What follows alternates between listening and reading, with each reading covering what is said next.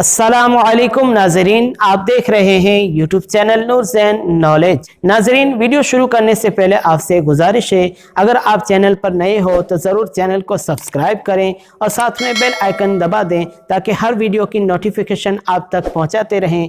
आइए देखते हैं video. Of the toss this morning going the way it did, is there any suspicion you had that it would be that close? No, we've been mentioning when we needed to win the two games, we said it was destined for us and we just got to do it. So once we got through to the semis, I was very confident we're going to win it.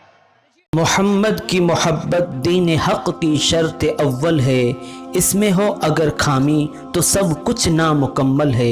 नाजरीन, जब से England नया world champion बना है तब से आदिल रशीद और मोइन अली सुर्खियों में बने हुए हैं। चाहे वो सेलिब्रेशन की बात हो या लक की बात हो या इंटरव्यू की बात हो, इन दो मुस्लिम खिलाड़ियों की हर तरफ ज़ोर शोर से चर्चा हो रही है।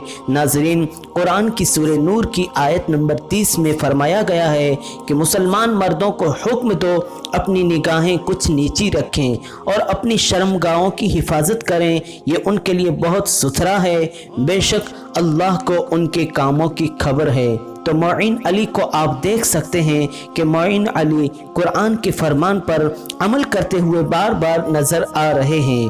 वर्ल्ड कप जीतने के बाद जब एक गोरी लड़की ने मोइन अली का इंटरव्यू लिया तो उन्होंने सवालात के जवाबात तो ज़रूर दिए मगर निगाहों को नीचे करके।